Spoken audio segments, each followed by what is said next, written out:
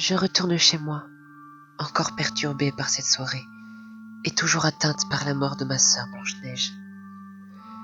Je me fais une tasse de thé, et je me mets sur le canapé. Je me retourne vers le fantôme de ma sœur, et j'ai un pincement au cœur quand je la vois essayer de prendre une tasse par réflexe. Blanche-Neige soupire et se tourne vers moi. Elle sourit et me dit: Ça va me faire bizarre de ne plus avoir besoin de me nourrir et de boire, ou même de toucher les choses. Je détourne le regard pour qu'elle ne me voie pas pleurer. Je continue de boire mon thé, puis 2 heures après, je décide de me coucher. Je me retourne vers Blanche et je lui souhaite bonne nuit. Merci, même si je ne dormirai plus. Mais merci, bonne nuit. Je vais me coucher tout en me disant comment je comptais récupérer les affaires personnelles de méchantes qui sont vraiment dangereuses. Et comment j'allais les récupérer. Et puis quel moyen de transport j'utiliserais pour voyager. J'ai continué de réfléchir jusqu'à ce que je m'endorme. Le lendemain matin, je me lève. Évidemment, sinon ça s'appelle la mort. Pendant que je mangeais, je discutais avec Blanche pour qu'on réfléchisse à un plan.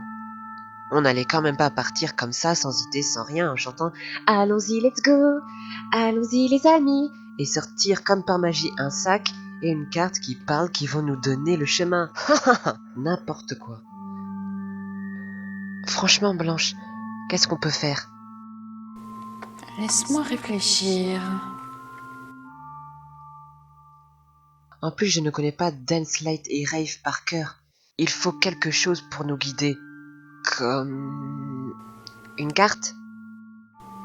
Une carte? Pas bête. Mais où est-ce que l'on pourrait trouver une carte? Qui aurait en sa possession une carte? Oh, la famille Crochet. Quoi? La famille Crochet? Mais c'est des méchants! Est-ce que je dois te rappeler ce que le capitaine Crochet a fait à Peter Pan? Oh non, oh mon Dieu, comment j'aurais pu oublier que le capitaine Crochet avait tué un sale môme, salaud, pervers, immature, égoïste, meurtrier, sociopathe et aussi gai qu'un lutin qui a sniffé du sucre pétillant mélangé à de la poussière de fée. Sincèrement, Blanche, la famille Crochet n'est pas aussi mauvaise que tu le penses. Elle nous a même débarrassés d'un psychopathe dangereux. Donc c'est pas une grande perte. D'accord, si tu le dis, mais est-ce que tu pourrais me donner les preuves sur Peter qui disent qu'il était bien ce que tu me racontes? Bien. Peter, depuis longtemps, détestait les adultes, ce que nous sommes toi et moi. À Neverland, chaque respiration tuait un adulte. Il s'en amusait. Il faisait exprès de respirer fort et allaiter autant qu'il le pouvait pour en tuer le plus possible. Concernant les enfants perdus, il les a tués dès qu'ils sont entrés dans l'âge adulte. Toutes créatures qui vivent à Neverland sont dangereuses, et la mort est omniprésente sur l'île. Crochet piégea Peter un jour en lui envoyant un cadeau, car Peter est un enfant, et tous les enfants aiment les cadeaux. Et comme Crochet est malin, il a mis sur le cadeau une étiquette qui disait « Attends 16 heures pour l'ouvrir ». C'était d'ailleurs l'heure où la bombe qu'il avait placée à l'intérieur du paquet allait exploser. Peter, restant sage et patient, pour une fois, attendit et boum! Plus de Peter. Depuis, la famille Crochet vivent leur vie tranquillement sur leur bateau volant et certains membres de la famille qui avaient décidé, tout en restant pirates, évidemment, d'ouvrir un café qu'ils ont appelé le Rocher du Crâne, qui a une bonne réputation d'ailleurs. Ils ont 5 étoiles sur internet. Je vois. Maintenant que tu m'as dit tout en détail, je comprends pourquoi Peter s'avérait mauvais. Et la famille Crochet n'est pas si horrible que ça, finalement. Je te l'avais dit. Mais comment on va prendre leur carte au juste? Eh bien, on n'a qu'à aller sur le bateau pour leur prendre la carte. D'ailleurs, en parlant de bateau, on va la reprendre aussi. Rose! Écoute, tu fais partie des contes les moins connus, ce qui fait de toi une inconnue. Et dans notre monde, les inconnus ne sont pas très aimés. Mais toi-même, tu le sais, puisque... voilà. J'ai pas envie que, en plus, tu te fasses une réputation de voleuse. Écoute, moi aussi. Tu veux à tout prix que je récupère les objets qui seront utiles pour toi et les autres. Oui. Et tu préfères voyager sur le tapis volant foireux d'Aladin ou dans notre voiture qui nous emmènera pas loin, vu que certaines méchantes ne vivent même pas en surface. Non. Alors, je n'ai pas le choix. Et puis ce bateau vole et flotte. Il y a une cuisine, des chambres, un bureau et une salle de bain. Que demander de plus? Tu as raison. Super. Allons préparer nos affaires et... Pardon.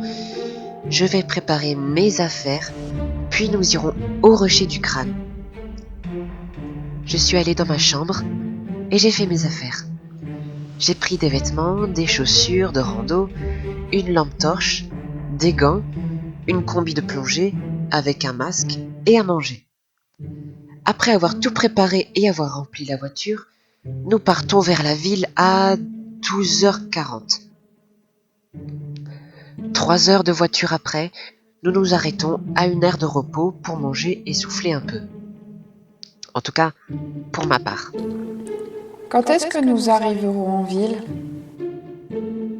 Laisse-moi regarder sur mon portable. Dans 2 heures encore, si nous partons à 16h, nous arriverons à 19h. D'accord. Bon, on fait un petit peu le plein de bouffe et on se remet en route. Après avoir fait le plein, nous partons de nouveau sur la route. 2 heures après, nous arrivons enfin en ville. Je vais garer la voiture dans un garage magique. Et en sortant, Blanche me dit: Bon. Puisqu'il est tard, tu vas peut-être aller chercher un hôtel pour dormir et un resto pour manger. Non, Non? Comment ça? il fait nuit. La famille Crochet sont sûrement chez eux en ville. Donc c'est le parfait moment pour leur prendre la carte. Et le bateau par la même occasion. Tu ne vas plus au Rocher du Crâne? Non, j'ai changé de plan. Je prends mon sac avec toutes mes affaires dedans et je me dirige vers la côte. Et je me mets à la recherche du bateau décroché.